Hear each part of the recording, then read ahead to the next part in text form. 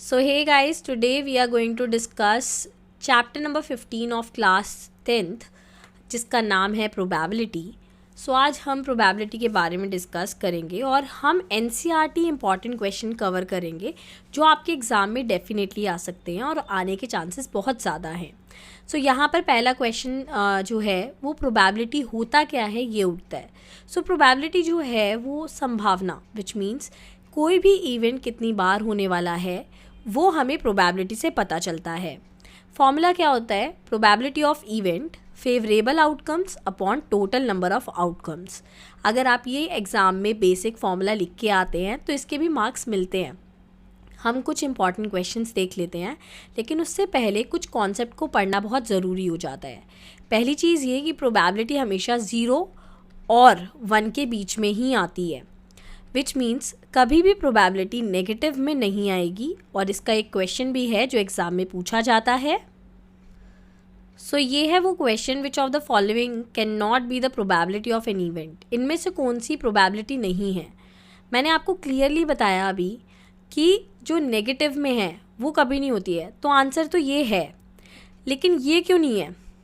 ये प्रोबेबिलिटी है बिकॉज हम 2 को अंदर रखेंगे, 3 से डिवाइड करेंगे तो मेरा आंसर जो है वो 0 पॉइंट समथिंग आएगा. तो ये 0 और 1 के बीच में आ रहा है, इसलिए प्रोबेबिलिटी है. और हमसे क्या पूछा गया है कि इनमें से कौन सी प्रोबेबिलिटी नहीं है. आंसर भी तो करेक्ट है, लेकिन ये जानना भी बहुत ज़रूरी है कि बाकी सारे ऑप्शंस क्यों करेक्ट हैं. अब अगर मैं बात करूँ सी पार्ट की तो 15/100 है जिसका आंसर आता है 15 और ये 0.15. तो ये 0 और 1 के बीच में आ रही है, इसलिए ये भी प्रोबेबिलिटी है. उसी के साथ साथ 0.7 भी प्रोबेबिलिटी है. तो कौन सी नहीं है? जो नेगेटिव होती है. सो यहाँ पर एक क्वेश्चन है कि if a dice is rolled, अगर आप एक गिट्टे को फेंकते हो तो कितने चांसेस हैं कि 7 आएंगे. पहली चीज़ आपको सैम्पल स्पेस बनाना पड़ेगा. सैम्पल स्पेस में आपको लिखना पड़ेगा कि डाइस पे आता क्या क्या है. 1 आता है, 2 आता है, 3 आता है, 4 आता है, 5 आता है, 6 आता है. वहीं पे आप सबसे पहले फॉर्मूला लिख देना जो कि होता है favourable outcomes upon total number of outcomes. अब आप मुझे खुद बताओ कि क्या डाई पे 7 आता है? आप खुद देखो, यहाँ पर 7 आ रहा है? नहीं आ रहा ना. तो 7 तो आता ही नहीं है, तो 0 आएगा. और टोटल कितने हैं ये? 1 2 3 4 5 6. नीचे क्या आएगा? 6. तो 0/6 इज़ 0. तो यहाँ पर जो प्रोबेबिलिटी है वो 0 आएगी बिकॉज गिट्टे में डाइज में 7 होता ही नहीं है. सो ये एक बेसिक था जो मैंने आपको बताया है. सो नेक्स्ट जो है वो कॉइन के ऊपर है क्वेश्चन कि आप एक सिक्का उछालते हो तो उसके आउटकम्स कैसे पता चलते हैं कि कितने होंगे. देखो, सिक्के के केस में ना आपने ये फॉर्मूला याद करना है 2 की पावर n. अगर एक बार उछाल रहे हो तो n की जगह पे 1 रख दो. सो यानी कि आपके 2 आउटकम्स आने वाले हैं. पहला तो हेड आ सकता है, दूसरा क्या आएगा? टेल. क्वेश्चन ये पूछ लिया जाता है कि हेड आने की क्या प्रोबेबिलिटी है. तो मैं क्या लिखूँगी यहाँ पर? Probability of head. उसके बाद यहाँ मैं लिखूँगी head upon total number of times coin toasted. तो हेड कितनी बार आ रहा है? Only 1 time.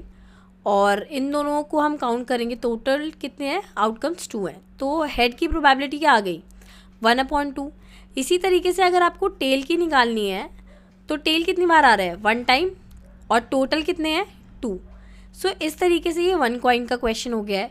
सेकेंड चीज़ आपका ऐसे भी आ सकता है कि अगर आप 2 कॉइन उछालते हैं तो उनके टोटल नंबर ऑफ आउटकम्स क्या होंगे? 2 की पावर n, जहाँ पर n कितनी बार आएगा? 2 बार. 2 2 जा क्या होता है? 4 होता है. यानी कि आपके टोटल आउटकम्स 4 आने वाले हैं. कैसे आएंगे? पहले वाले पे हेड आ गया, सेकंड वाले पे भी हेड आ गया. सेकंड ये टेल है, ये क्या है? ये भी टेल है. सो या तो दोनों पे हेड आएगा या तो दोनों पे टेल आएगा. या तो फर्स्ट वाला हेड है, सेकंड वाला टेल, या तो सेकंड वाला जो है वो हेड हो गया और पहला वाला टेल हो गया. सो इस तरीके से हमारी कंडीशन बन जाती है. तो टोटल जो सैम्पल स्पेस बने हैं वो हमारे क्या क्या हैं? Head head, tail tail, head tail, tail head. ये हमारे आउटकम्स हैं. सो टोटल आउटकम्स जो हैं TO, टोटल आउटकम्स 4 हैं. अब मुझे यहाँ पर पूछा जाता है कि आपके एटलीस्ट हेड आए, यानी कि एटलीस्ट वन हेड तो आए। So probability of at least one head, कम से कम एक हेड आए, ज़्यादा से ज़्यादा कितना भी आएगा चलेगा। तो एक हेड कितनी बार आ रहा है, इसमें आ रहा है, इसमें आ रहा है और इसमें आ रहा है। इसमें कोई हेड ही नहीं है तो इसको नहीं लूँगी, तो आंसर आएगा 3 अपॉन टोटल कितने हैं 4। और अगर ये क्वेश्चन ऐसे आता एटलीस्ट वन टेल, तो टेल में किस किस को लेती, इसको लेती, इसको लेती, इसको लेती। तो ये भी क्या आता 3/4। अब इसमें क्वेश्चन ऐसे भी आ सकता है कि एट मोस्ट वन हेड, ज़्यादा से ज़्यादा एक हेड आए, उससे ज़्यादा आएगा तो आपने नहीं लेना है। सो ज़्यादा से ज़्यादा एक हेड किस में आ रहा है, इसमें आ रहा है, इसमें आ रहा है। ये तो आप ले ही नहीं पाएंगे बिकॉज इसमें 2 हेड आ चुके हैं। आप इसको ले लेंगे। एट मोस्ट का मतलब यही होता है कि कम से ज़्यादा एक हेड आए, बट एक से ज़्यादा नहीं आना चाहिए। लेकिन अगर किसी में हेड नहीं है तो आप वो भी ले लेते हैं। तो हम ये तीनों ले लेंगे और आंसर आएगा 3/4। अब इस क्वेश्चन में आपको कंप्यूट करने के लिए भी बोल सकता है। कंप्यूट करने में क्या होता है ना, आपने PE प्लस PE नॉट जो है वो 1 के बराबर आना चाहिए। विच मीन्स यहाँ पर 2 चीज़ों के बारे में बात हो रही है। हेड कितनी बार आ रहा है, प्लस हेड के अलावा दूसरी टर्म क्या है, टेल। तो जो मेन जिसके बारे में बात करते हैं वो PE होता है, उसको हटा के जो होता है वो PE नॉट होता है। सो यहाँ पर हम किसके बारे में बात कर रहे हैं, टेल के। तो इन दोनों का जब मैं सम करती हूँ, मतलब मैं प्रोबेबिलिटी ऑफ हेड की जो है वो यहाँ रखती हूँ और टेल की भी प्रोबेबिलिटीज़ के साइड में रखती हूँ, तो मेरा आंसर 1 आना चाहिए। इसी को हम कंप्यूट बोलते हैं। ये क्वेश्चन में गिवन होता है। और अगर आपको क्वेश्चन बोलेगा कि आपने कंप्यूट निकालना है तो आपको निकालना पड़ेगा। जैसे कि आपकी NCERT की बुक में एक क्वेश्चन दे रखा है, आपको PE दे रखा है और आपसे पूछा गया है आपने PE नॉट निकालना है, जिसका आंसर 1 के बराबर होता है। अब आप मुझे बताइए कि इसका आंसर क्या आएगा। PE कितना है 0.05 plus PE not is equals to 1। जो प्लस हो रहा है इधर आके माइनस हो जाएगा और फाइनली जो आपका आंसर आएगा वो आएगा, माइनस कीजिए, देखो माइनस कैसे करते हैं। 1 के बाद छुपा हुआ पॉइंट है 0 0 0, पॉइंट के नीचे पॉइंट 0 और 5, माइनस कीजिए, ये 10 हो जाएगा, ये 9 हो जाएगा, ये 0 हो जाएगा। 10 में से 5 गए 5, इसको आप 0 लिख दीजिए यहाँ पर। 9 में से 0 गए 9 पॉइंट। तो आंसर जो आ रहा है वो आ रहा है 0.95। पीछे का 0 हम इग्नोर कर देते हैं। So this is the final answer. So ये कंप्यूट वाला क्वेश्चन है, ये क्वेश्चन आ सकते हैं। चलिए ये वाला क्वेश्चन देखते हैं। एक बॉक्स में 5 रेड मार्बल्स हैं, 8 वाइट है और 4 ग्रीन है। तो सबसे पहले तो आप बॉक्स बना लो। 5 रेड है, 8 वाइट है और 4 जो है वो ग्रीन है। एक मार्बल गिर जाता है बॉक्स के बाहर, तो प्रोबेबिलिटी क्या होगी कि वो जो मार्बल है वो रेड हो। तो ना मैं आपको थोड़ा सा एक स्ट्रक्चर दिखाऊंगी कि आप एग्ज़ाम में कैसे लिख के आएंगे। सब में नहीं सॉल्व करवा पाऊंगी, लेकिन आप इसको ढंग से देखिए, ठीक है। तो प्रोबेबिलिटी आपने किसकी निकालनी है, गेटिंग रेड आना चाहिए, ठीक है। तो ऊपर क्या लिखेंगे आप यहाँ लिखेंगे नंबर ऑफ रेड मार्बल्स लिखेंगे। और नीचे क्या आएगा आपका, टोटल नंबर ऑफ मार्बल्स। क्या आएगा, टोटल नंबर ऑफ मार्बल्स। तो आप मुझे बताइए कि रेड मार्बल्स कितने हैं यहाँ पर। रेड कलर के 5 मार्बल्स हैं और टोटल मार्बल कितने हैं 5 और 8, ये आपका हो गया 13। 13 में 4 प्लस करेंगे तो 14, 15, 16, 17। नीचे क्या आएगा 5/17 और यही आपकी प्रोबेबिलिटी होगी रेड मार्बल्स की। सो नेक्स्ट क्वेश्चन पे मूव करते हैं, जहाँ पर आपको वाइट मार्बल्स की प्रोबेबिलिटी निकालनी है। मैंने फॉर्मूला ऑलरेडी लिख दिया है। तो वाइट मार्बल्स 8 हैं, देख सकते हैं आप। और नीचे क्या आएगा, टोटल नंबर ऑफ मार्बल्स कितने हैं 17। नेक्स्ट क्वेश्चन जो है ना, थर्ड पार्ट, वो काफ़ी इंटरेस्टिंग है। वो क्लियरली बोल रहा है कि ना ग्रीन मार्बल्स नहीं होने चाहिए। तो ग्रीन नहीं है, यानी कि हमने कौन कौन से मार्बल्स लेने हैं, हमने प्रोबेबिलिटी निकालनी है, probability of getting not green ना।